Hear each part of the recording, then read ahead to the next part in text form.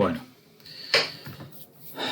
vamos a hablar en esta oportunidad de la litiasis de la vía biliar principal y la complicación más frecuente, que es la colangitis aguda. La litiasis de la vía biliar principal es bastante frecuente, se ve en un 15% de los pacientes con litiasis vesicular sintomática y puede ser de diagnóstico intraoperatorio, o sea, en el transcurso de una colecistectomía, si uno hace un estudio radiológico de la vía biliar, encontrar litiasis en la vía biliar principal, o de diagnóstico preoperatorio. En este caso nos vamos a basar en la historia clínica, la presencia de una colangitis o pancreatitis y hallazgos específicos de la paraclínica.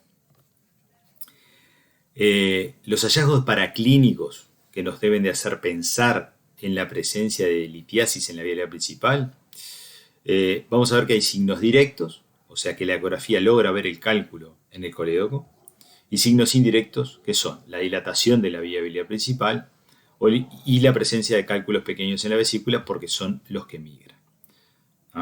Los cálculos grandes habitualmente no pueden salir de la vesícula, porque el cístico es de calibre pequeño. Pero los cálculos más pequeños, menores a 5 milímetros, pueden salir de la vía biliar accesoria y pasar a la principal. Eso va a depender mucho de la anatomía de los pacientes, porque depende del calibre del cístico. En cuanto a funcionar el sigograma hepático, los elementos que son sugestivos de ocupación de la vía biliar principal son la fosfatasa de la gamma GT elevada y un paciente que tenga bilirrubina total normal, pero que sea a expensas de la bilirrubina directa. Porque lo normal en un funcional en un sigograma hepático es que la bilirrubina indirecta sea el 70% del valor de la total y la directa solo el 30%. Si esa relación se invierte, lo más probable es que haya algo obstruyendo la vía biliar, el drenaje normal de la bilis. Y debemos sospechar que puede haber una litiasis en la vía biliar principal. El escenario que les estoy planteando es que ustedes están en una policlínica y el paciente llega con o los antecedentes de una colangitis, que ya se le fue, o elementos bastante subjetivos de haber tenido una pancreatitis hace poco tiempo, que también se fue espontáneamente, sin consultar, o con los hallazgos paraclínicos que les comentaba de una ecografía que ve una litiasis de la vía biliar principal, o la dilatación, o alteraciones en el funcionamiento hepático. Ahí es fundamental realizar un buen interrogatorio para despistar que en ese momento no haya elementos de colangitis.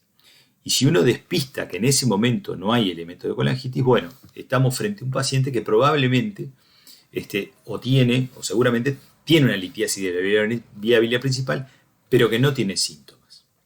Ese paciente, si uno hace un diagnóstico de que tiene síntomas o que puede tener elementos de ocupación de la vía biliar por una litiasis, debe ser referido a policlínica de cirugía, pero debe ser referido a la brevedad o de forma urgente. No puede pasar 2 o 3 meses esperando que le den número, porque seguramente va a ser una complicación en el transcurso de esa espera. Entonces, si uno lo va a diferir a la policlínica de cirugía, tiene que estar seguro de que va a ser visto por cirujano en el correr de los siguientes días. Y por supuesto hay que explicarle al paciente claramente que debe consultar en emergencia lo más precocemente posible si aparecen síntomas de colangitis o síntomas de pancreatitis. Con esto resumo, quiero decir que no es necesario que si uno ve una ecografía con una litiasis en el colédoco, no tiene que salir corriendo el paciente en una ambulancia especializada a una puerta de emergencia. No, si el medio lo permite y el paciente entiende y comprende bien los riesgos, se puede ir a domicilio, pero le debemos de coordinar una policlínica de cirugía lo más rápido posible. En cuanto a la complicación infecciosa de la vía biliar, es la colangitis aguda. Y la colangitis aguda es la infección bacteriana de la vía biliar principal. Es muy importante detenernos en lo que es la fisiopatología. Los cálculos, que habitualmente son pequeños, de la vía biliar accesoria, van a migrar y se van a alojar en la vía biliar principal. Cuando un cálculo se aloja en la vía biliar principal y se impacta aquí, o aquí abajo, genera dolor. Un dolor diferente al dolor del cólico hepático. Es un dolor que es medial, es más bien en epigastrio. Es un dolor que es gravativo, no es cólico. Cambia la característica del dolor, como habíamos visto en el teórico de litiasis vesicular. ¿Ah? Esta migración va posteriormente a generar una obstrucción del flujo biliar. Y esa obstrucción del flujo biliar va a determinar que aumente la presión y la bilis a nivel del hígado pase a la sangre. Eso genera ictericia cuando se deposita en la piel y coluria cuando es filtrada por el glomérulo renal. A su vez, esta permanencia de una obstrucción en la vía biliar principal genera que haya una proliferación bacteriana. Las bacterias llegan a la bilis por circulación enteroportohepática y empiezan a proliferar en la vía biliar principal. Y eso es lo que nos va a determinar fiebre. Entonces, si recordamos la fisiopatología del cálculo que sale, que se impacta, que duele, que genera obstrucción y después proliferación bacteriana, vemos que el orden de la aparición de los síntomas es muy característico y es dolor, ictericia y fiebre. En ese orden. Dolor, ictericia o coluria y fiebre. Esto se denomina tríada de Charcot clínico o síndrome coledociano clínico. Esto, dolor, ictericia y fiebre, es el síndrome coledociano completo. Pero puede no haber fiebre, que se llama síndrome coledociano frustro, y eso se puede ver en pacientes diabéticos, en añosos e inmunodeprimidos. Entonces, en estos pacientes hay que tener en cuenta que puede faltar el síndrome infeccioso, puede faltar la fiebre. ¿Cuáles son los diagnósticos diferenciales? Los diagnósticos diferenciales son con infecciones bacterianas o leptospirosis del hígado. En estos casos van a tener que interrogar, y eso siempre hay que hacerlo, ¿no?, antecedentes epidemiológicos, y la cronología de los síntomas va a ser diferente. Primero va a haber un síndrome de impregnación viral, después el paciente tiene el dolor porque tiene patalgia y después aparece la ictericia. Es diferente la presentación.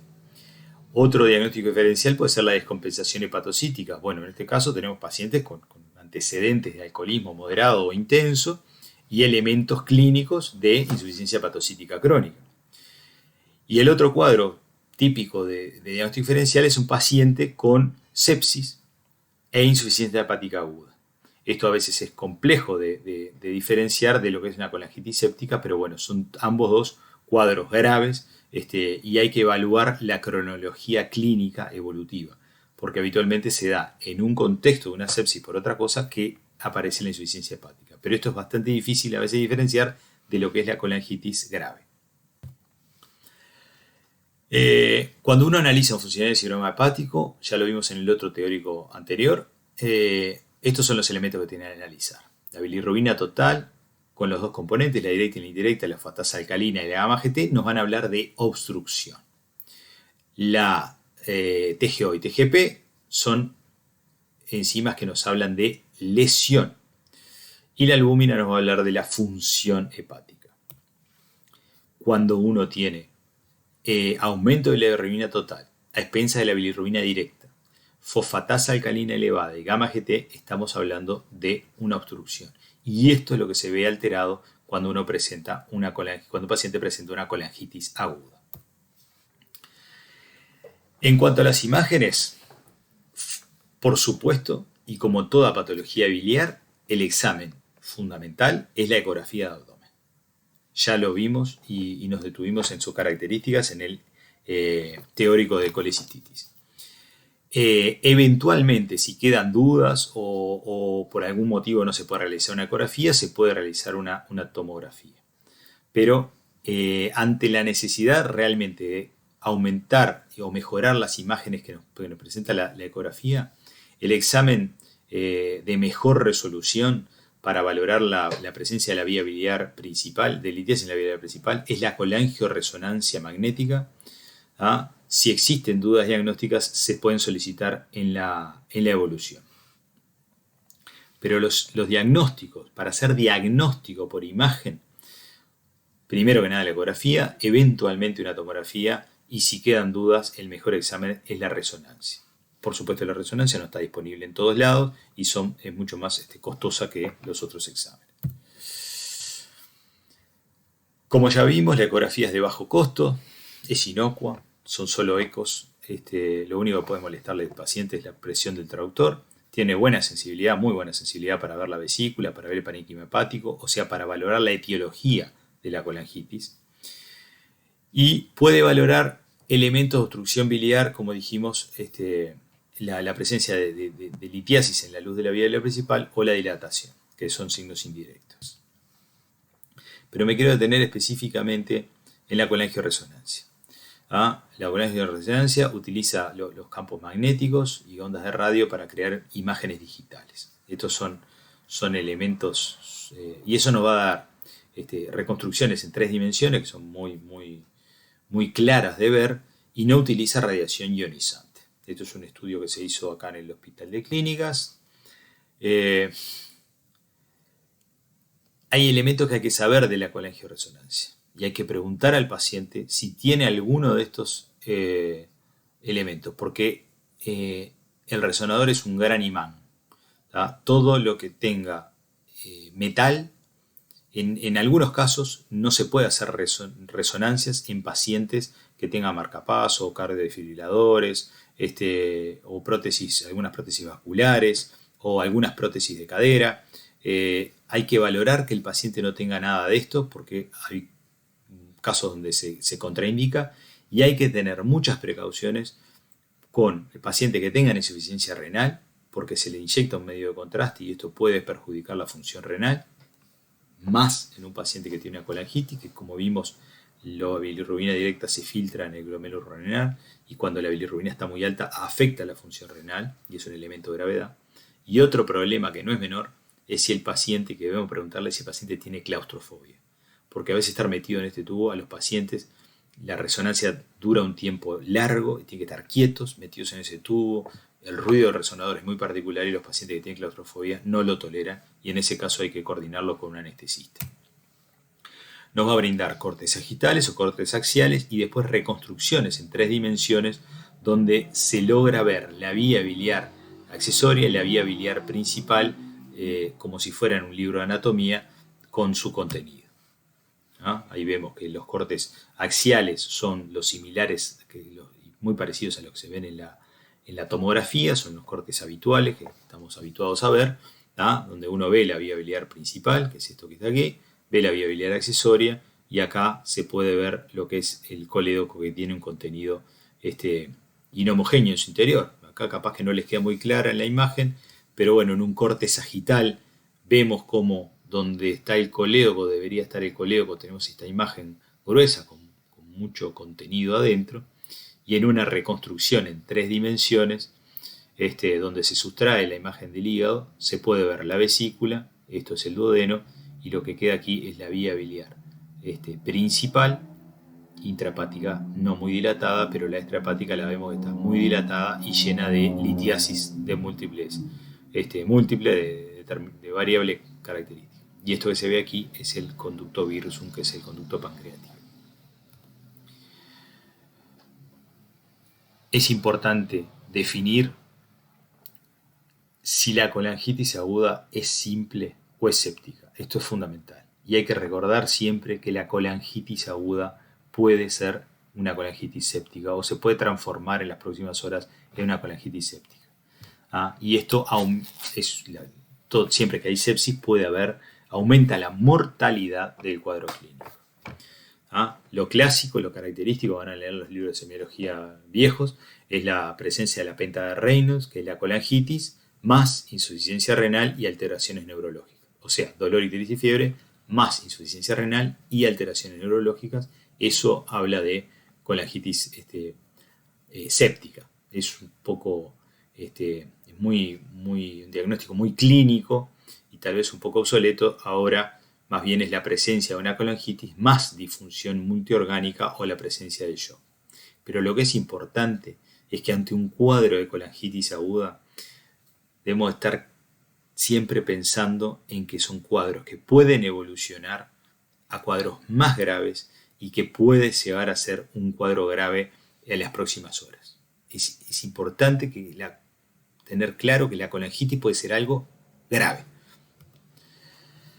Para comparar las diferencias que hay entre el tratamiento entre la colangitis simple y séptica, bueno, una colangitis simple puede ingresar perfectamente a una sala de cuidados moderados, en una sala de cuidados normales de cirugía general, con la vía oral suspendida, con reposición hidroelectrolítica. Se le agrega vitamina K para mejorar la absorción, porque no hay absorción de vitamina K, porque hay una obstrucción de la vía biliar. Debe realizar antibiótico terapia, pero los pacientes generalmente se controlan y si andan bien, la urgencia se puede hacer en diferido. La colangitis séptica, por otra parte, es un paciente que debe ingresar a CTI, es necesaria una estabilización enérgica de sus funciones vitales, la antibiótico terapia va a ser intensa, generalmente tiene alteraciones en la crasis, por los factores vitamina K dependientes, como ya vimos, y lo que es importantísimo y fundamental es una rápida degravitación de la vía biliar. Hay que sacar esa obstrucción de la vía biliar principal. Y para eso debemos, o el estudio que está más indicado es realizar una colangioendoscópica retrógrada de forma urgente. Y la cirugía va a realizarse en forma diferida. ¿Ah? Como ven, tanto la colangitis simple como la séptica, la cirugía no es la que va a marcar una diferencia, sino el tratamiento médico o endoscópico previo a la cirugía. Pero tenemos que hablar de tratamiento. Entonces vamos a ver que para el tratamiento de la litiasis de la vía biliar principal, esto puede hacerse de forma integralmente laparoscópico o con endoscopía, y la endoscopía puede estar combinado con el tratamiento quirúrgico o puede realizarse de forma exclusiva. Y en todos estos pacientes siempre debe explicarse que puede existir la necesidad de convertir una cirugía abierta, porque los procedimientos laparoscópicos para extraer litiasis de la vía biliar principal requieren de un montón de experiencia y sobre todo un montón de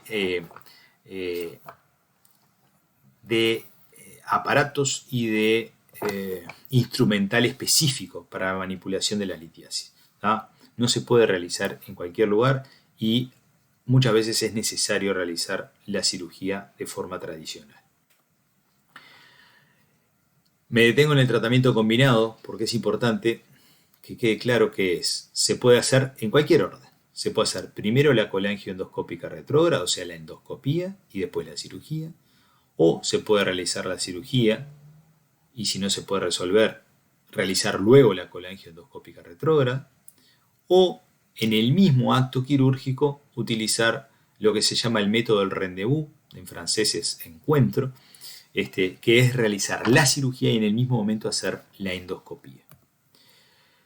Va a depender, como decíamos, de la disponibilidad, cuál de estos se puede utilizar y dependerá de la disponibilidad técnica, del horario en que se realice el procedimiento. No siempre los endoscopistas y los cirujanos coinciden en el mismo momento en el bloque quirúrgico. La disponibilidad de tecnología. Para todo esto es necesaria mucha tecnología. Va a depender de la experiencia técnica, tanto del equipo quirúrgico actuante como de los endoscopistas, y eventualmente la presencia de protocolos terapéuticos en el centro que estemos trabajando. La colangioendoscópica retrógrada es una endoscopía, es un endoscopio que obviamente se realiza como una fibrogastroscopía, pero es un endoscopio que no tiene una visión frontal como el de la fibrogastroscopía, sino que tiene una visión lateral. Y por esta visión lateral es que se logra ver la papila de Vater, cateterizarla y con unas cestillas especiales, con unas cestillas de Dormia endoscópicas, se puede extraer la litiasis de la vía biliar principal. Este es un esquema y esta es una foto de un procedimiento realizado en el hospital. Quiero que quede claro que cualquier procedimiento, ya sea quirúrgico o endoscópico, no está exento de complicaciones. ¿tá? Hay varios estudios donde se ve que en pacientes que se realizan colangioendoscópica retrógrada pueden generar pancreatitis. Habitualmente las pancreatitis son más graves porque en el mismo procedimiento se arrastran gérmenes del tubo digestivo y las pancreatitis se infectan y pueden ser más graves. Este otro estudio con más pacientes habla de complicaciones más frecuentes, la hemorragia, cuando se corta la papila para ingresar con el endoscopio, la hemorragia, la pancreatitis o elementos más complejos de distrés respiratorio o colangitis. O sea, que la colangio endoscópico retrógrada es un muy buen método terapéutico, pero tiene indicaciones formales. Requiere que el técnico sea experimentado. No todos los endoscopistas logran hacer colangio endoscópica retrógrada ni hacerlas con baja tasa de complicaciones. Y como método diagnóstico, si lo vamos a comparar con la resonancia magnética, es mucho más riesgoso. Entonces, es preferible reservar la colangio endoscópica retrógrada para utilizarla como método terapéutico y no como método diagnóstico. ¿Qué realizamos nosotros en el Hospital Pasteur? En el Hospital Pasteur se intenta realizar primero un tratamiento integralmente laparoscópico, donde con estos instrumentos, que son las cestillas de Dormia, se intenta cateterizar la vía biliar y con esas intentar extraer las litiasis que estén en la vía biliar principal. Si sospechamos que el paciente tiene una litiasis en la vía biliar principal, o sea, que tengamos una resonancia previa que nos informe, o una ecografía o elementos clínicos de sospecha de que haya una vía biliar habitada por litiasis, intentamos coordinar con el servicio de endoscopía para poder realizar en el mismo acto operatorio la cirugía laparoscópica y eventualmente una colangio endoscópica retrógrada. Con eso le disminuimos al paciente el número de anestesias que también tienen sus complicaciones propias. Esto es para mostrarle lo que es una sala de operaciones cuando se hace un procedimiento combinado, simultáneo, laparoscópico y endoscópico. Esto es la torre de laparoscopía, esto es un arco en C, que es un aparato de radiología que hace radiología en tiempo real, y esto es los dispositivos de endoscopía. Este es el endoscopista. Todo esto no siempre ni en todos lados está disponible al mismo tiempo para realizar este tipo de cirugía, que realmente es un tipo de cirugía de avanzada. En estas imágenes se ve la colangiografía, este es el endoscopio, acá está cateterizando la papila, ya tiene la cestilla de Dormia, acá hay un grueso cálculo en la vía biliar principal, que no se puede sacar por vía transística, este cálculo es muy grande, y el endoscopista lo logró sacar por vía endoscópica. Eventualmente, si no puede sacar el cálculo, el endoscopista puede dejar esto celeste, que son unas prótesis de teflón, que son unos tubos de teflón donde se favorece o se permite el pasaje de la bilis y contemporizar la situación, se saca la obstrucción y después se podrá resolver la presencia de litiasis en la vía biliar principal. Algunas imágenes de lo que es la cirugía integralmente laparoscópica. Aquí estamos, esto es un catéter donde se cateteriza la vía biliar accesoria, esto es el cístico, acá tenemos el hepático común, el izquierdo y el derecho, y esto es el colédoco. Esto es una colangiografía donde se ve el colédoco, se ve el virsum, y acá es una pequeña imagen de obstrucción del pasaje de contraste que evidencia la presencia de un cálculo. Eso nosotros colocamos estas cestillas de Dormia, que son como estas canastitas, estos hilos, y se puede abrir dentro de la vía biliar, el cálculo se introduce entre esos hilos, después se saca y sale el cálculo y queda la vía biliar libre y sin litiasis. Otra eventualidad que se puede realizar, que tal vez lo puedan escuchar, es lo que se llama, es bastante complejo, papiloesfinteroplastia anterógrada, que es con un balón montado en un catéter, se cateteriza la vía biliar de la misma manera y se infla ese balón a nivel de la papila. Eso permite abrir la papila y los pequeños cálculos, estos que pueden estar en la vía biliar principal, después por lavados con suero se hacen migrar al tubo digestivo. Esta es otra forma laparoscópica de resolver la litiasis de la vía biliar principal.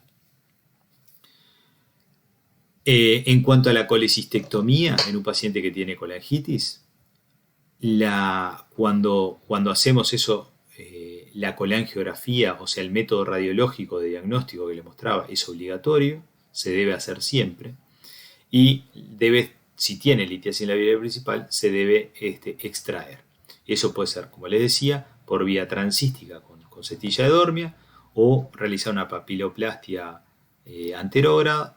Y la otra opción, si no podemos o no pueden sacarse los cálculos de esa forma, es abrir el colédoco y sacar el cálculo. Eso se llama colédocotomía, abrir el colédoco. Pero esto implica dejar un drenaje de Kerr. Van a ver unos drenajes que ahora se los voy a mostrar. Esto debemos dejar tutorizada la salida de la vía biliar hacia el exterior con un drenaje específico. Acá hace una colangiografía donde se ve, ven acá, hay una vía biliar principal muy dilatada, con múltiples cálculos, que por vía transística no se pudo resolver, son muchos cálculos realmente. Entonces fue necesario abrir la vía biliar principal, y luego de abrirla se debe cerrar tutorizada sobre este drenaje en forma de T, que es un tubo de Kerr. Son así, son amarillos, tienen forma de T.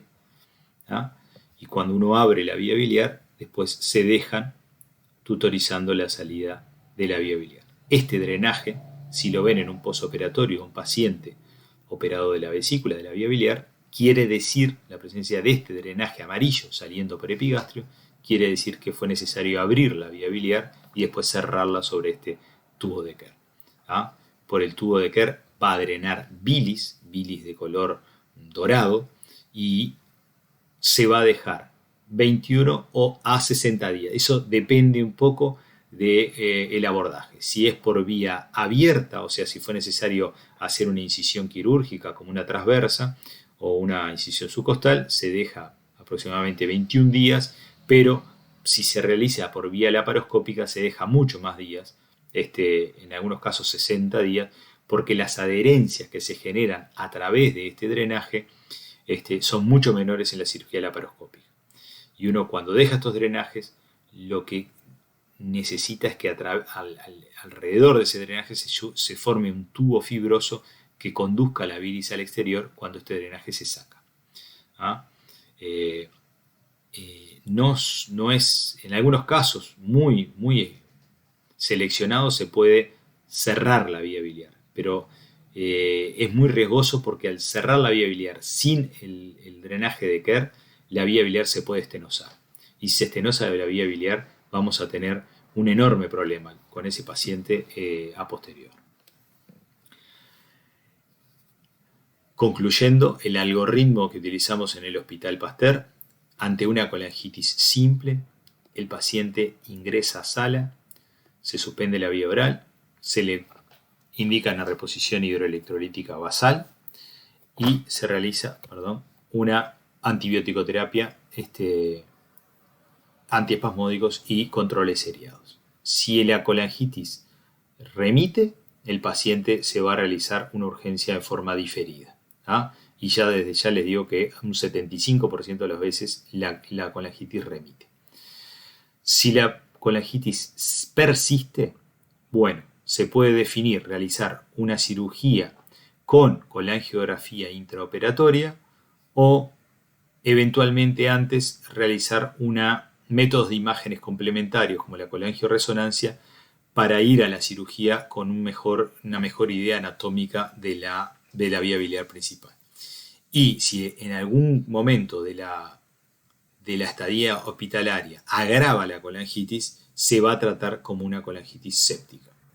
La colangitis séptica debe ingresar a CTI, donde hay que estabilizarlo enérgicamente, se va a realizar antibiótico-terapia de forma intensa, y es fundamental degravitar la vía biliar principal. Y para eso lo mejor es la colangioendoscópica retrógrada. Y después que el paciente sale del cuadro grave, se va a realizar una cirugía que es una urgencia diferida, que va a ser la colecistectomía, erradicando el órgano donde se forman los cálculos. En algunos casos, la colangioendoscópica retrógrada se utiliza de forma exclusiva, que van a ser en los pacientes que hacen colangitis, pero ya están colecistectomizados. En estos casos se hace la colangioscópica retrógrada y se soluciona el asunto, o en los pacientes que, si bien tienen la vesícula y la vesícula tiene cálculos, tienen un riesgo inaceptable para una cirugía con anestesia general. Entonces se realiza una colangioscópica retrógrada que requiere una anestesia, pero de menor riesgo que la anestesia que se requiere para una cirugía de colecistectomía. El posoperatorio de estos pacientes va a ser muy similar al de una colecistectomía. Habitualmente el paciente operado de la vía biliar por cirugía laparoscópica a las 24 horas está sin dolor o con alguna molestia leve en epigastrio, y el paciente se siente bien, está levantado, está comiendo, está bien. Uno debe controlar el dolor, que debe ser un dolor moderado a leve, debe controlar que el paciente no debe tener coluria, no debe hacer fiebre, no debe estar taquicárdico, y si se dejó algún drenaje, que puede ser un drenaje de Kerr, que son los amarillos, eso que les dije, o los drenajes subhepáticos, que habitualmente son transparentes y salen por el flanco derecho, hay que valorar el gasto de los drenajes, o sea, qué nos dan los drenajes, y hay que valorar la calidad de ese gasto, qué color tiene, qué características tiene ese líquido y cuánto sale por día. Gasto de los drenajes en calidad y cantidad. Si al paciente se le dejó un drenaje de Kerr, debemos hacer un estudio radiográfico a través de ese drenaje para descartar la presencia de litiasis, y el paciente se va a ir a la casa con ese drenaje de Kerr cerrado, pinzado. No es necesario que se vaya con el drenaje y una bolsa y las bilis saliendo de esa bolsa. Cualquier duda que tengan con respecto a la presencia, a la litiasis de la vía biliar principal o cualquiera de los teóricos que hemos dado, por favor, mandar mail a la clínica quirúrgica 1 Pasteur. En el otro teórico les dejé el mail escrito y lo refieren con mi nombre o con la patología y lo responderemos a la brevedad. Bueno, muchísimas gracias. Hasta luego.